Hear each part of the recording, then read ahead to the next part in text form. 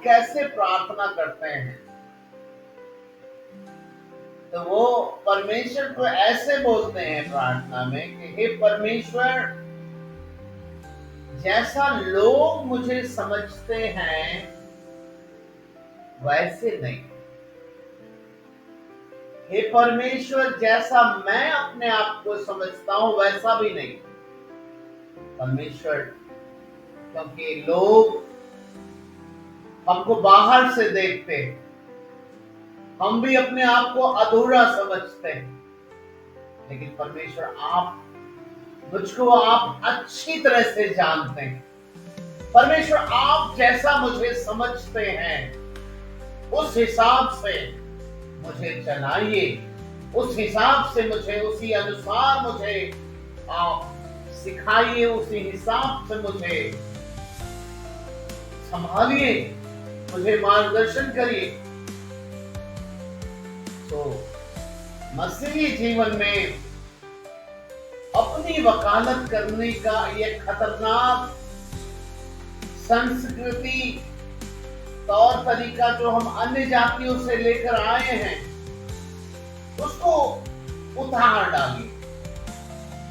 हमारे बीच में एक बहन थी, उसकी भले ही सेवा करती थी कलीसिया के अंदर में, जो भी सिखाते थे नोट से बहुत अच्छा बताती थी, लेकिन जब जब मैं उसको डांटता था कोई गलती के विषय में, तुरंत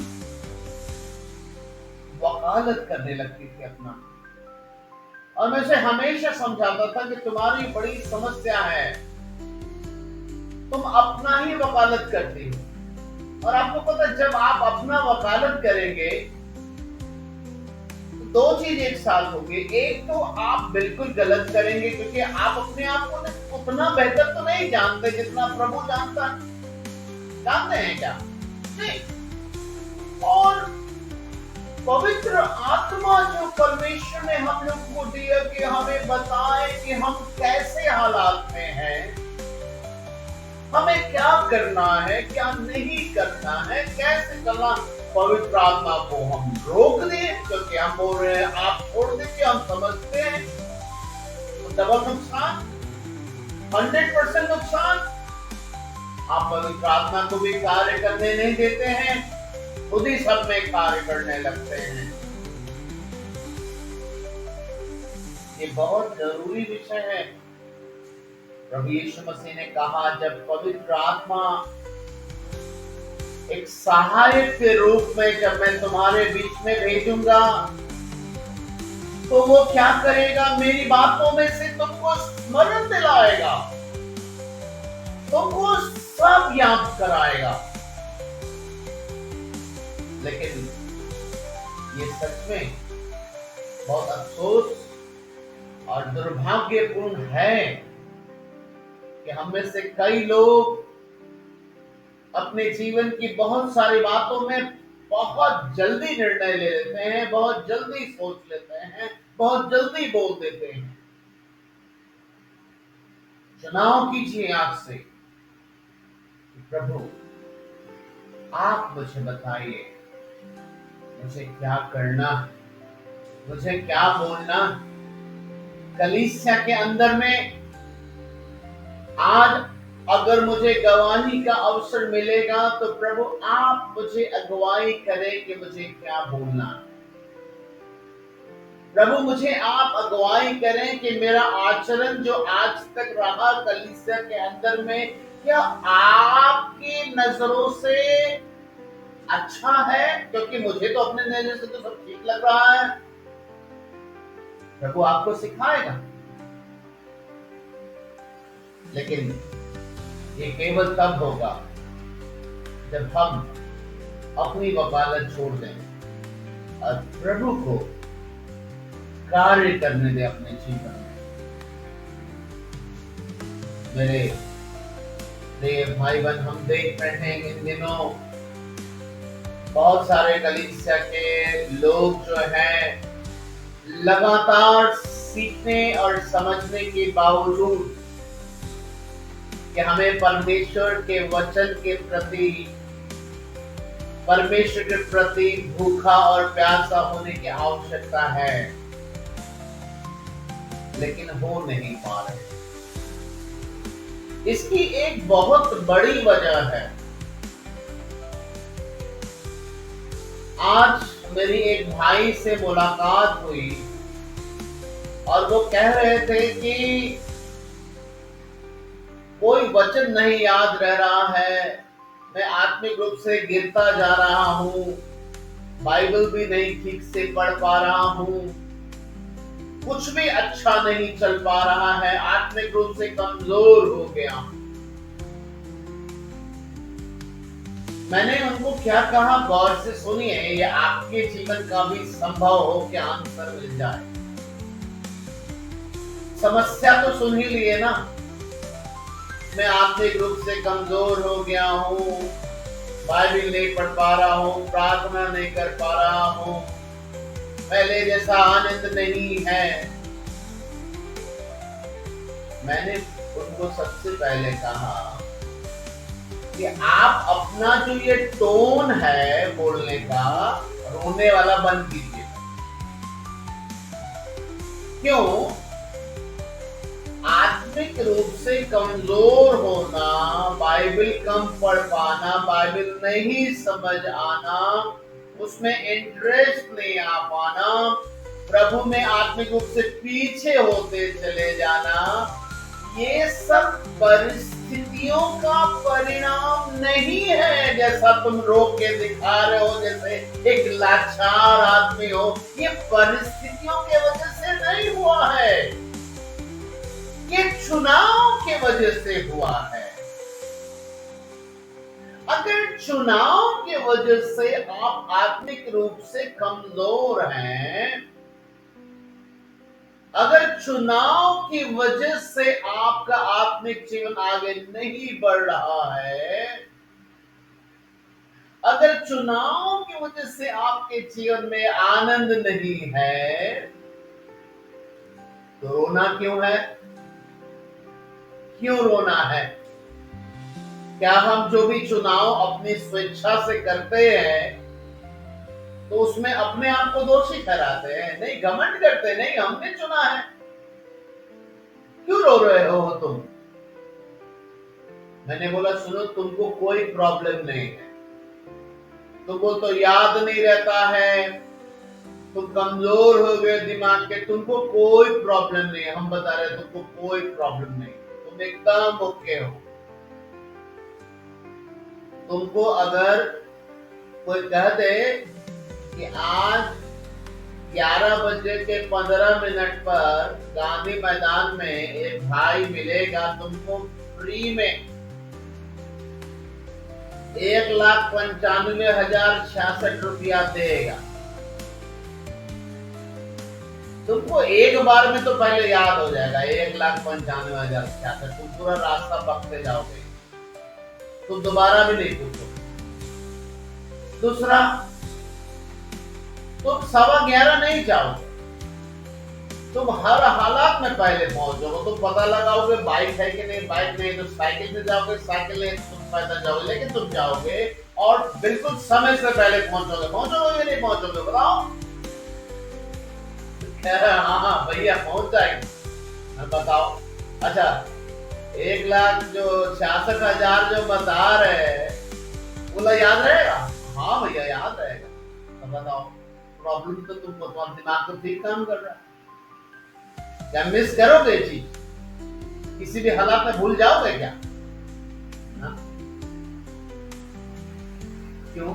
अब दिमाग कैसे काम कर रहा है? अब कैसे दिमाग कर रहा? अभी तो तुम बोल रहे थे कि तुम्हारा दिमाग ही नहीं काम करता, याद नहीं रहता है। तुमको 1,66,000 अगर बोला गया ना, अगर 1 लाख देगा ना तो तुम टोक दोगे। सुनिए, 66,000 कहाँ, 1,66,000 बोला गया। बोलोगे कि नहीं बोलोगे? हाँ बोलेगे। ऐसा ही है। ऐसा तुम इसलिए करोगे क्योंकि उस समय तुम्हारी माँ बोलेगी ना, तुम्हारी पत्नी बोलेगी बढ़िया से बढ़िया खाना बना कर रखे। सुनिए ना जी, पहले खा लीजिए ना, जाइएगा थोड़ा आराम से। अब ले खाना तो हटाओ, अभी खाना नहीं खाना, अभी पहले हमको गांधी मैदान पहुंचना है। क्यों? क्योंकि तुमको समझ में आ गया है इसमें मेरा फायदा है। खाना के चक्कर में बड़ा फायदा का नुकसान हो जाएगा, इसलिए तुम क्या करोगे? चुनाव करोगे। क्या चुनाव करोगे? कम अच्छा से ज्यादा अच्छा के बीच में बेहतर चुनाव करोगे। तुम ये समझोगे खाना खाना अच्छा है, टेस्टी खाना भी अच्छा है रात में, लेकिन उससे भी अच्छा है 1 लाख रुपया भी मिल जाएगा, तो उतना के चक्कर में ये अच्छा खाना से उससे बेहतर काम करना ज्यादा अच्छा है, इसलिए कम अच्छा वाला को साइड करके ज्यादा उत्तम अच्छा को तुम चुन लोगे। जानते हो, इसलिए मेरे सामने तुम निर्णय मत लो कि आज से हम बाइबल पढ़ेंगे। देखो तुम नहीं पढ़ोगे, 1-2 दिन पढ़ लोगे मेरे कहने में, लेकिन फिर नहीं कर पाओगे, इसलिए कि देखो जिस चीज के इंसान को अंदर से लगता है ना कि फायदा है, वो खुद करता है। अब देखो हम ही को, जब मैं जवान था मेरे पापा बहुत डांटते थे, बाइबल पढ़ो बाइबल पढ़ो बाइबल पढ़ो, और नहीं पढ़ता था।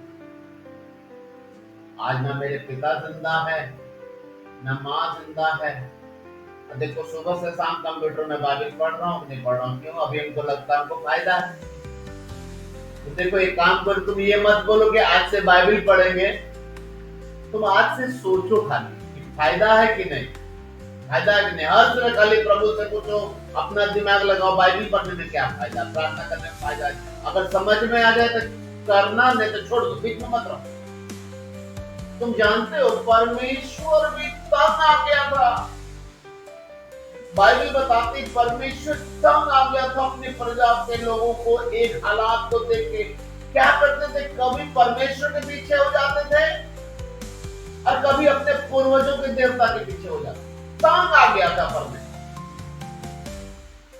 एक दिन बोला यहोशू को, यहोशू तुम एक काम करो, जाओ तो इनको सबको बुलाओ और इसको बोलो कि आज चुन लो,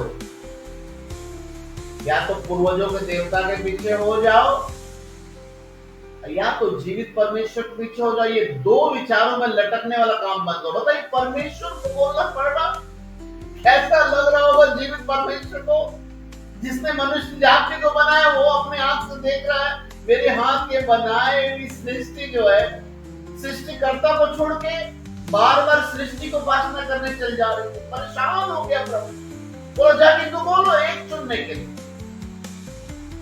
यहोशू ने सबको बुलाया, अब यही बात बोला कि तुम लोग आज ही चुन लो कि तुम किसकी सेवा करोगे। हाँ, लेकिन मैं अपना डिसीजन बता देता हूं, मैं तो अपने घराने के समय रोज जीवित परमेश्वर यहोवा ही की सेवा करूंगा। जब ये बात जब यहोशू के मुंह से निकला, सारे लोग मन फिराए, उनको समझ में आया कि हम लोग दो विचारों में लटके रहे। सब बोलने लगे नहीं नहीं नहीं, अब आज से हम लोग भी जीवते परमेश्वर की सेवा करेंगे। मैंने उस भाई को बोला पहले तुम निर्णय मत लो, सोचो। जिस दिन तुमको समझ में आ जाएगा ना कि बाइबल पढ़ने से क्या फायदा है, प्रार्थना करने से क्या फायदा है, जिस दिन तुमको ये समझ में आ जाएगा ना कि इस दुनिया में सबसे ज्यादा इसी यही करने से फायदा है, उस दिन तुमको किसी का जरूरत नहीं पड़ेगा, तुम खुद करोगे। तुम अपने आप करोगे, बार बार करोगे, मन लगा के करोगे, मना करने पर भी करोगे, क्योंकि फायदा जिसमें है उसमें तो मना करिएगा तब भी करता है ना, समझ में आ जाएगा तब करता है, लेकिन डांटने पे ज्यादा दिन नहीं करेगा। तो मैंने उसको आज यही समझा के भेजा, आज निर्णय मत लो, आज से सोचना शुरू करो पहले कि प्रार्थना करने में क्या फायदा है, क्या क्या लाभ हो सकता है, क्या क्या नुकसान हो सकता है, बाइबल पढ़ने से कितना फायदा होगा, ज्यादा बाइबल पढ़ने से क्या फायदा होगा, हमको सबसे ज्यादा बाइबल में क्यों समय देना चाहिए, उसमें कितना नुकसान है या कितना फायदा है। तुम सोचो पहले, पहले सोचो, समय दो। उसके बाद एक निर्णय पर पहुंचना। हमको याद आता है परमेश्वर का वचन इतना सुंदर तरीके से लिखा है। मत्ती 13 अध्याय उसका 44 वचन में कि प्रभु यीशु मसीह ने कहा कि स्वर्ग का राज्य उस खजाने के समान है जो एक खेत में छुपा हुआ है। खेत में छुपा हुआ खजाना के समान क्या है? स्वर्ग का। और जिसको ये पता चल जाता है कि यहां पर खजाना है, तो बहुत आनंद लगता है। स्वर्ग के राज्य के विषय में खूब जानने का मन करता है।